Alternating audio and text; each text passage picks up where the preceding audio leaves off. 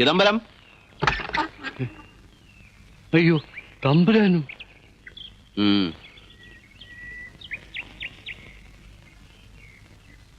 ആരെയെങ്കിലും ഒന്നും പറഞ്ഞു വിട്ടിരുന്നെങ്കിൽ അടിയൻ അങ്ങോട്ട് വരുമായിരുന്നു. ഇവിടെ ഇപ്പൊ ഇരിക്കാൻ കൂടിയൊന്നും വേണ്ട. ആരായി കത്തെഴുതിയത്? കത്തോ? എനിക്കൊന്നും അറിഞ്ഞുവിടാ തമ്പുരാനെ. ആരാ മൈഥിലി? മൈഥിലി എന്റെ മോള. വിളിക്കവളെ. മൈഥിലി.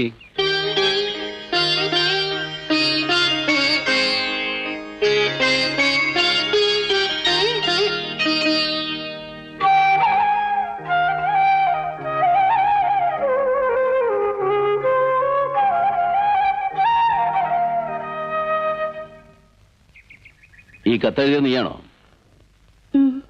ഒന്ന് വായിക്കേ. വായിക്കാൻ.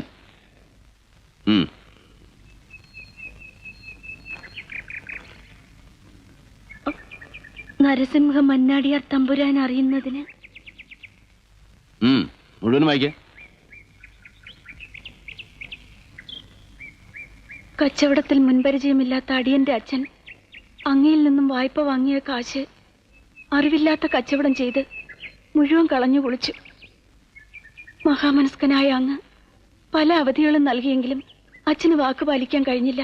വാങ്ങിച്ച തുക ഒരിക്കലും തിരിച്ചു തരാൻ കഴിയില്ല എന്നറിയാമായിരുന്ന അച്ഛൻ ആ സത്യം അങ്ങയോട് തുറന്നു പറയാതെ വീണ്ടും വീണ്ടും അവധി ചോദിച്ചത് അങ്ങയോടുള്ള ഭയം കൊണ്ടാണ്. അങ്ങയെ പേടിച്ച് ആത്മഹത്യ ചെയ്യുമെന്ന് പറഞ്ഞപ്പോ ഞാൻ ആകെ തളർന്നു. ഈ വീട്ടിൽ ആകെ വിലപിടിപ്പുള്ള എന്റെ ആഭരണങ്ങളും ഈ 10 സെന്റ് പുരയിടത്തിന്റെ പ്രമാണവും ഈ കത്തിനോടൊപ്പം വച്ചിട്ടുണ്ട്. ഇവ വിറ്റ് കിട്ടുന്ന പണം അങ്ങയ്ക്ക് തരാനുള്ള പണത്തിന്റെ ഒരംശം പോലും ആകില്ലെന്ന് എനിക്കറിയാം. മറ്റൊരു പോംവഴി ഇല്ലാത്തതുകൊണ്ടാണ് ഇങ്ങനെ ചെയ്യുന്നത്. അങ്ങ് കനിയണം. വിനയത്തോടെ, ചിദംബരത്തിന്റെ മകൾ മൈഥിലി. നിങ്ങളല്ലേ മകളെ കൊണ്ട് ഇങ്ങനെ ഒരു ദയാഹർജി എഴുതിപ്പിച്ചത്? എന്റെ കാമാക്ഷിപുരത്ത് അമ്മയാണ്. ഈ കത്തിനെ കുറിച്ച് എനിക്കൊന്നും അറിഞ്ഞുകൂടാ തമ്പുരാനെ. അച്ഛൻ അറിയാതെയാണ് ഞാൻ ഈ കത്തെഴുതിയത്. കത്തവിടെ വെച്ചിട്ട് പിന്നെ ആരെങ്കിലും വരുന്നതിന് മുമ്പ് നീ എന്തിനാ ഓടിക്കളഞ്ഞത്? നിന്റെ സ്വർണവും ഈ വീടും വിറ്റാൽ കിട്ടുന്ന തുക കഴിച്ച് ബാക്കി കട എങ്ങനെ വീട്ടാനാ ഭാവം? അത് ഞങ്ങൾ കൂലിവേല ഏതെങ്കിലും വീട്ടും തമ്പുരാനെ. ഞാൻ അവളോടാ ചോദിച്ചേ. നീ തന്നെ പറയേ. തമ്പുരാൻ എന്ത് ജോലി തന്നാലും ഞങ്ങൾ ചെയ്തോളാം. നരസിംഹമന്നാടിയാരുടെ ഭാര്യയായിരിക്കാൻ നിനക്ക് സമ്മതാണോ?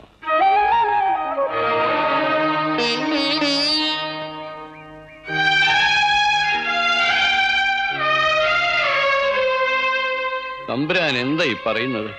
അങ്ങയുടെ നിഴലറ്റത്ത് പോലും നിൽക്കാനുള്ള യോഗ്യത ഞങ്ങൾക്കില്ല. എടയങ്ങടെ കുലവും ഗോത്രവും ഒന്നും ഞാൻ ചോദിച്ചില്ല. വിവാഹം തീരുമാനിച്ചത് മന്നാടിയാരാ.